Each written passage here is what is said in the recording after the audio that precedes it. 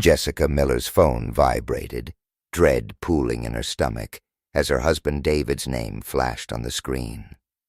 She hesitated, then unlocked it, steeling herself for his usual curt message.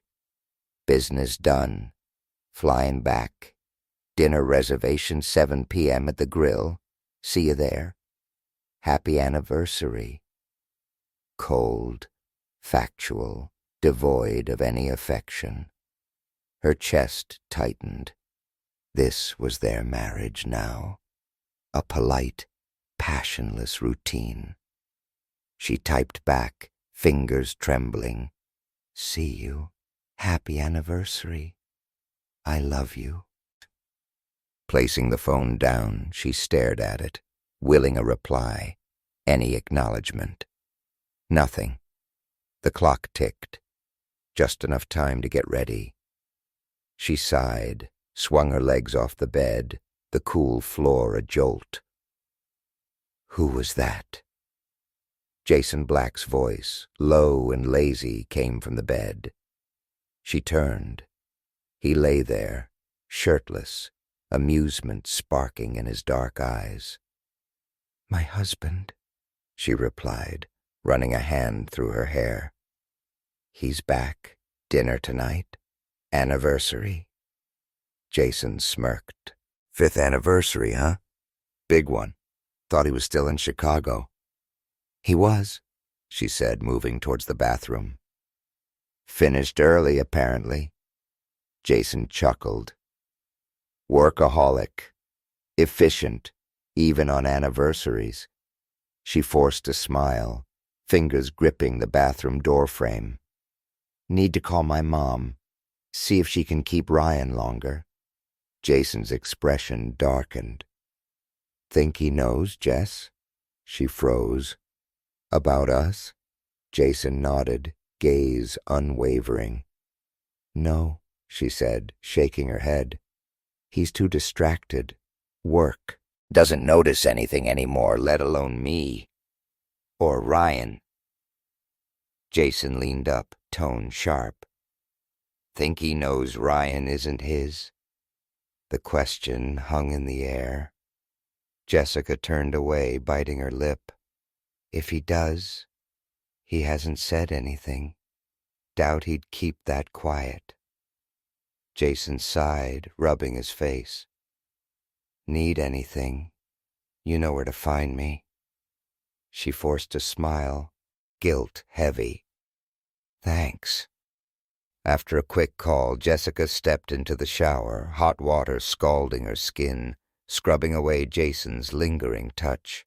Her ritual, compartmentalizing. 16 months into the affair, she'd made a rule. David wouldn't touch her while she carried Jason's essence, a twisted respect for the man she'd once loved. But the guilt festered, especially with Ryan, a living, breathing betrayal.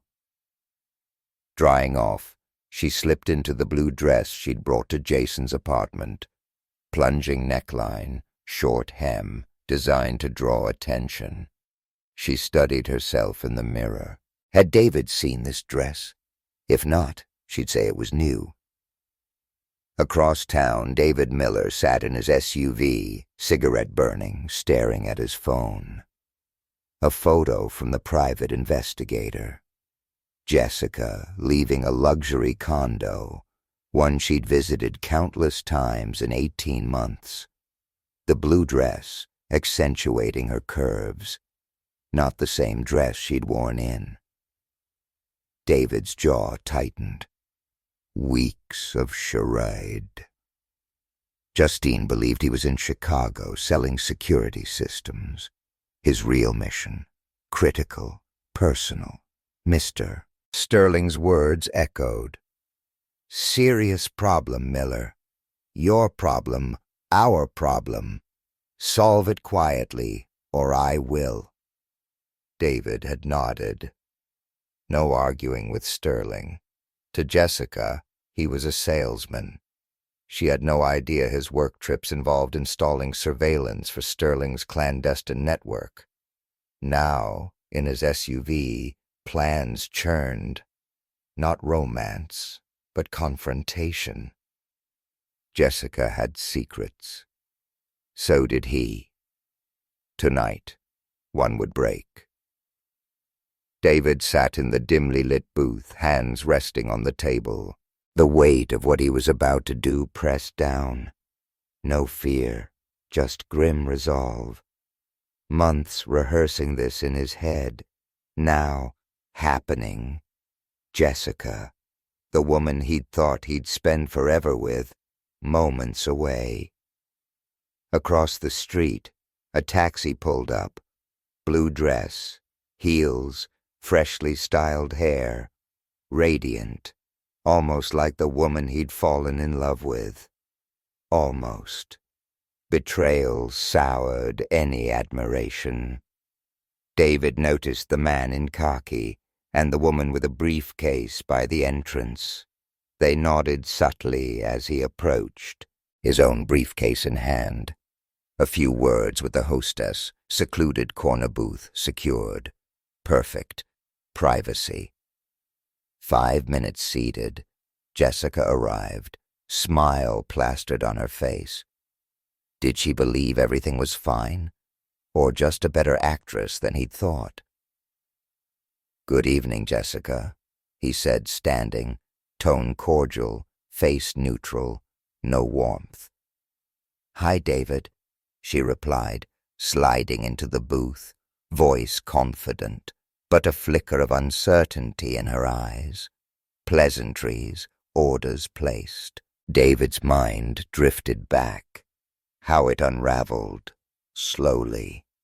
Late nights, working. Disinterest in intimacy.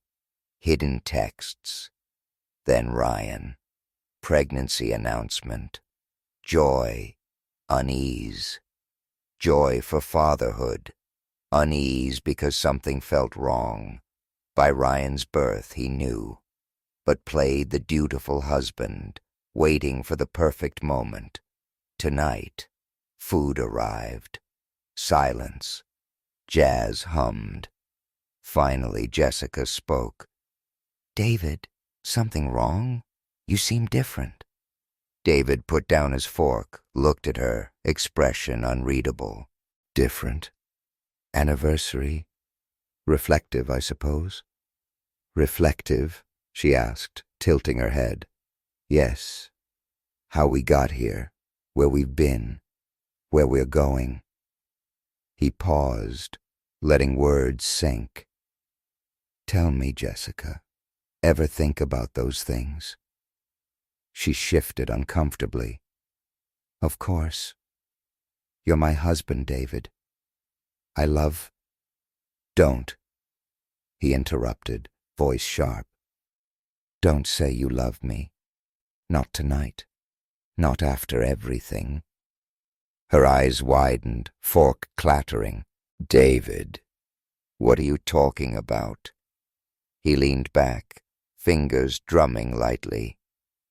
"Jason Black, your boss, the man you've been sneaking around with for 18 months. Shall I continue, or explain yourself?" Jessica paled. "I don't know what you're talking about." "Really?" David reached for his briefcase, opened it, pulled out a folder. "Then explain these." He slid it across the table. Jessica hesitated, opened it. Emails, texts, photos, evidence of the affair. Hands shaking, she flipped through pages. "This is insane," she stammered. "You've been spying on me." David laughed, bitter. "Spying? No, Jessica. Spying implies I didn't trust you from the start. This," gesturing to the folder, "is what I had to do after you betrayed my trust. Difference." Tears welled. She slammed the folder shut. "It wasn't serious, David. Mistake. Stupid, meaningless mistake." "Meaningless?" David's voice rose. Diners glanced over. He lowered his voice, leaning closer. So meaningless. You named your son after him. Wrote to him about how much you loved him. Couldn't wait for him to get you pregnant again. Jessica gasped, face crumpling. I didn't mean it. Stop lying, Jessica, David said, voice cold, firm. Spin your stories. Facts don't change. I have everything.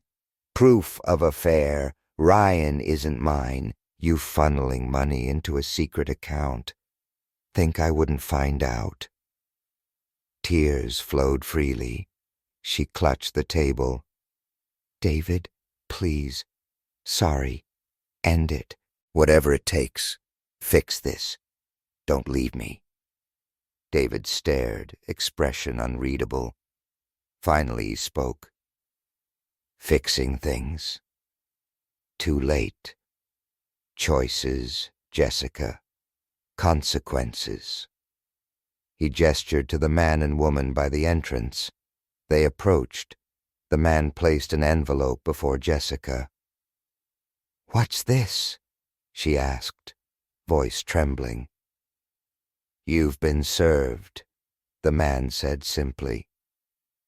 Jessica looked at the envelope, then back at David. Divorce papers? Yes, David replied. Everything in the prenup. Sign them. Get what you're entitled to. Nothing more. He stood, grabbing his briefcase. Over, Jessica. You destroyed us. The moment you decided I wasn't enough. Hoped Jason Black was worth it. He walked away, leaving Jessica alone with the envelope and the weight of her choices. Stepping into the night air, David felt a strange relief. Free. For the first time in years. His smile was chilling, forced, devoid of warmth.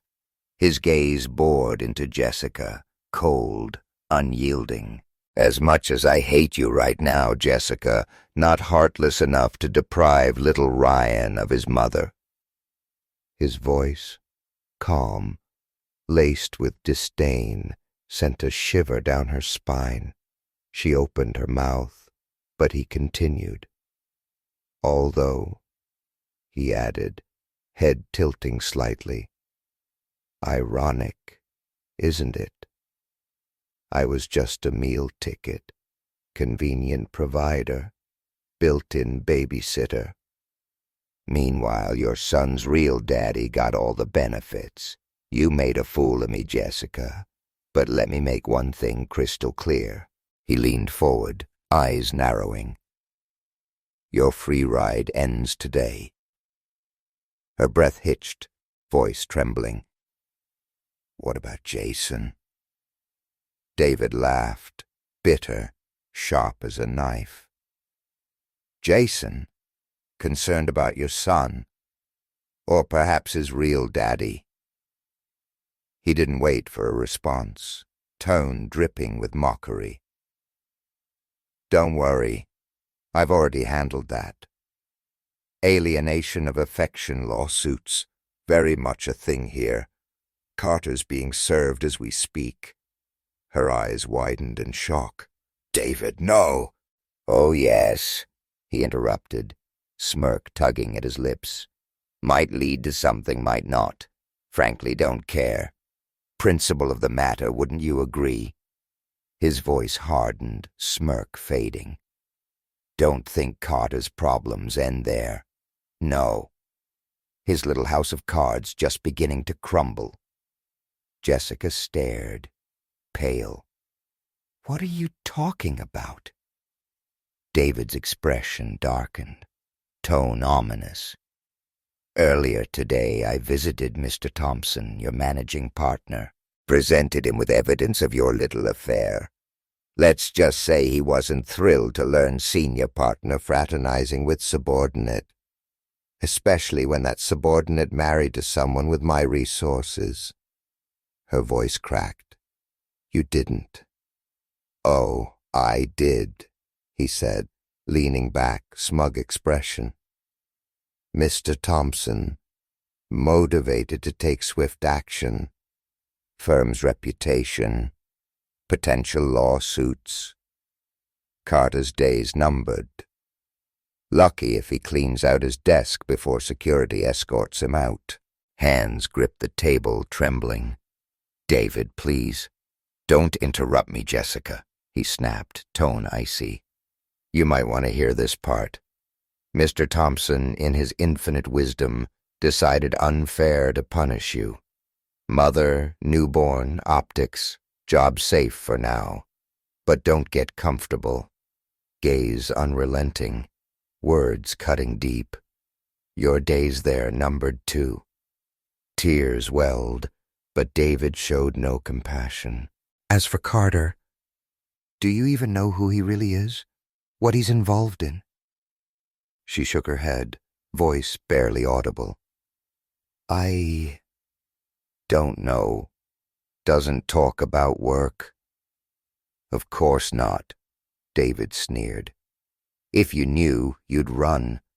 Carter has interesting clients, kind that attract attention from certain federal agencies that don't play nice. Breath short, panicked. You're scaring me, David. You should be scared, he said, voice low, menacing. Carter's going down, Jessica. Anywhere near him when it happens, you go down too, understand? Who are you? She whispered, tears falling freely. I don't even know who you are anymore. David's smile returned, cold, unfeeling. I'm the man finally done being played for a fool. He gestured to divorce papers. Sign them, Jessica. End this farce. Both move on. Hands shaking, she picked up the pen, tears staining the pages. Brutal finality in black and white. Trembling hand, she signed, each stroke a nail in the coffin of her shattered life. David took papers, inspecting signature, precision of a man who left nothing to chance. Process server and notary stepped forward, completing duties. Paperwork done, David turned back to Jessica, expression hard. One more thing, he said, voice devoid of emotion. Hand over your rings. Her hand flew to her wedding band, engagement ring, voice cracking. Do I have to, David? Please. These rings mean so much. Clearly not enough, he said coldly. Hand them over. Tears streaming, she slipped rings off, placed them on table. David pocketed them, wordlessly, methodically, finally. Business finished, he said, rising. Goodbye, Jessica. Never want to see your face again. She stared, heartbroken. Why, David? Why tonight? Anniversary. Humiliating. His laugh, sharp, bitter irony. Humiliating for you, he said, voice rising. Humiliating for me to learn Ryan isn't my son, wife sleeping with another man, on our anniversary. Spare me tears, Jessica. We're done. He turned, waving dismissively. Now leave. Say hello to your mother. Oh, and happy anniversary. Unable to contain sobs, Jessica fled. David alone at the table, judgmental stares from diners, met with a calm smile. Inside, emptiness. He had won, but at what cost? David leaned back, staring blankly out the window, remnants of past life flickering through his mind. 5 years gone. Anger, betrayal, hurt, festering. But as much as it shredded his heart, seeing Jessica slip away, he knew he'd made the right decision. Worst behind him. Path forward, uncertain, his to carve. Days passed in silence. Overwhelming silence. Appreciated silence. Storm of emotions subsided for now.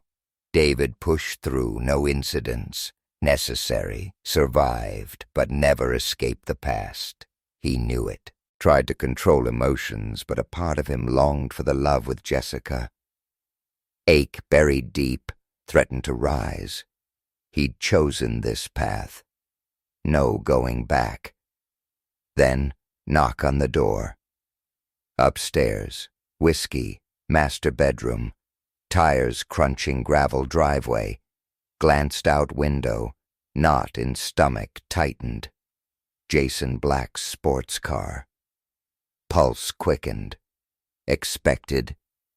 Prepared.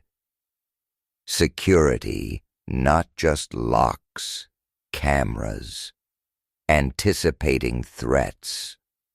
With Sterling's guidance, home security enhancements. Ready for this moment. Downstairs, tension thickening with every step. Open door, Jason stormed in, red-faced, furious, anger fire out of control. "You son of a—" Jason screamed, fists clenched.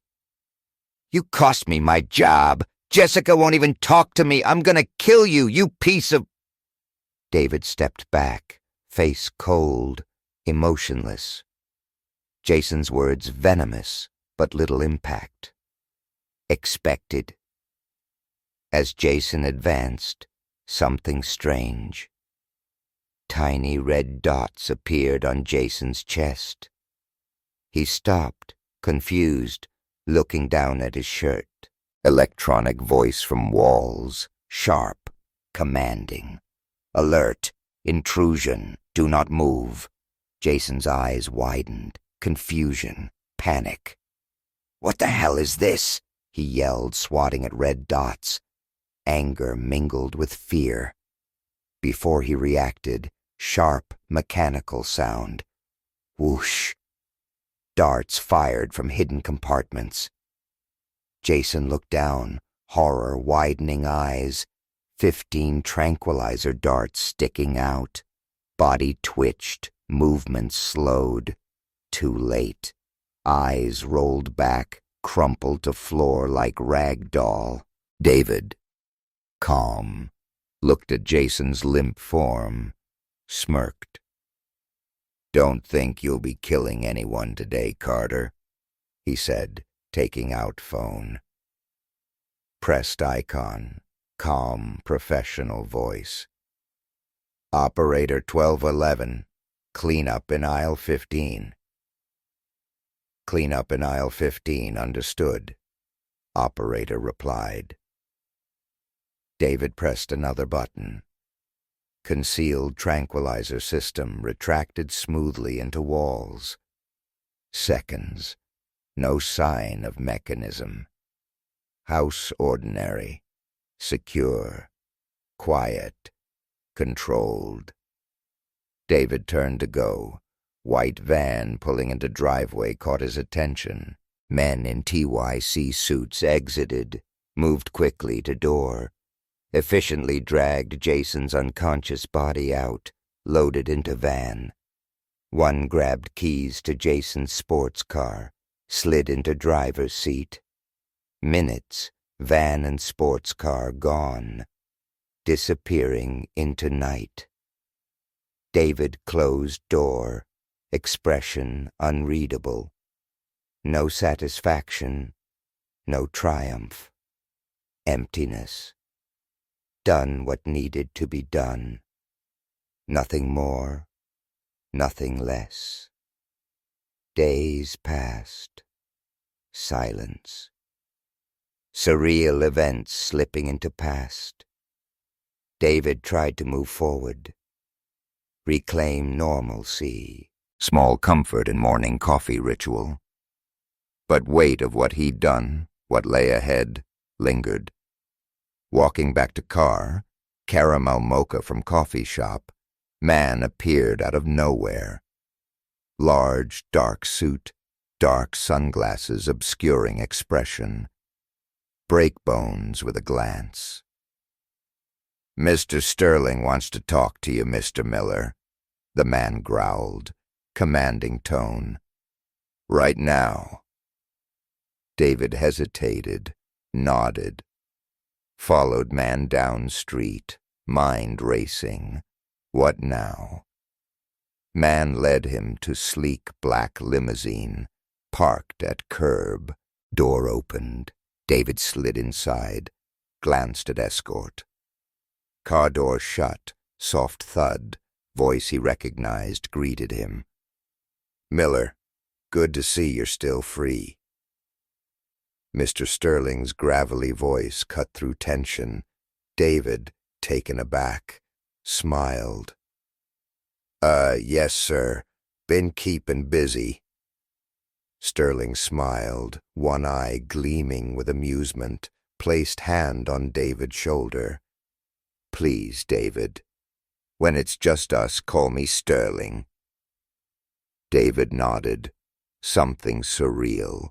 Working with Sterling, organization specializing in making problems disappear. But in limousine, realized how far down rabbit hole. Sterling continued, voice low, casual. "Wanted to update you on Mr. Carter. He's singing like a canary." David raised eyebrow. "Telling us everything?" "Oh, yes," Sterling said, grin. "Full throttle. Tranquilizer darts, new security system, combined with our serum. Brains turned to applesauce.